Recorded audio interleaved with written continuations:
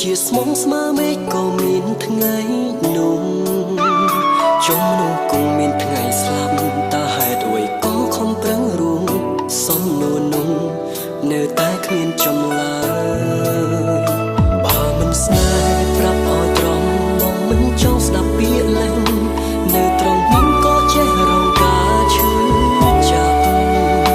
មកស្និទ្ធស្នាលគ្នាធ្វើអ្វីហើយផ្ដល់ក្តីសង្ឃឹមជាស្រេចទើបមកប្រាប់ថាមិនអាចបន់ត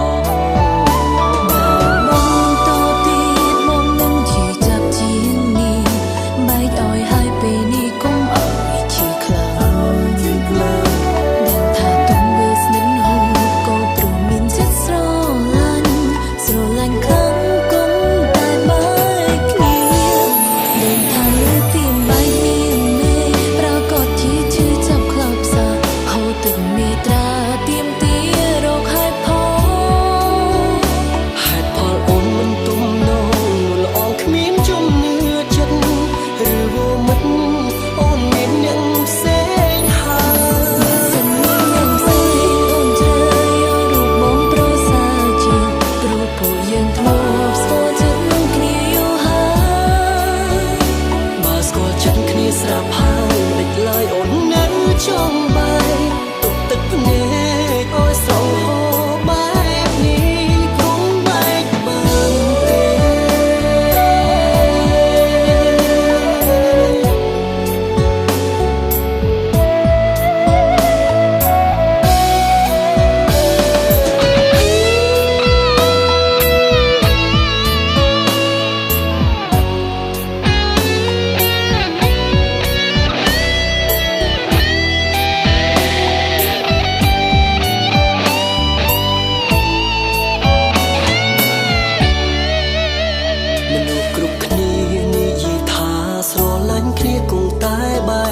ទោះជាស្មងស្មើមេឃក៏មានថ្ងៃនោះចុងនោះគង់មានថ្ងៃស្លាប់តើហេតុអ្វីក៏ខំប្រឹងរួមសំនួននោះនៅតែគ្មានចម្លើយបើមិនស្នេហ៍ប្រាប់ឲ្យត្រង់មកមិនចង់ស្ដាប់ពាក្យលែងនៅត្រង់នេះក៏ចេះរងការឈឺចាប់មកស្និទ្ធស្នាលគ្នាធ្វើអ្វីហើយផ្ដល់ក្តីសង្ឃឹមជាស្រេចមកប្រាប់ថាមិនអាចបន់ត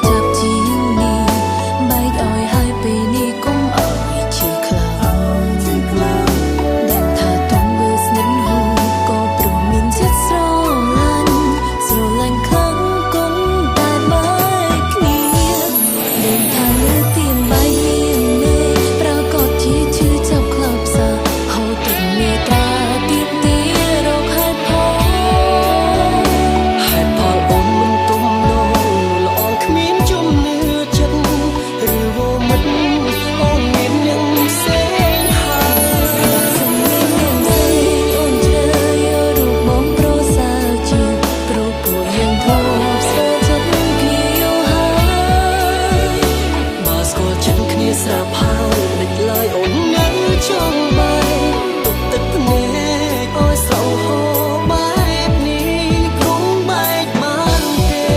មិនថាលើពីបែកមានមេប្រកបជាឈឺចាប់ខ្លោចផ្សាហូរទឹកនេត្រាទៀមទារកហេតុផលអូនមិនទុំ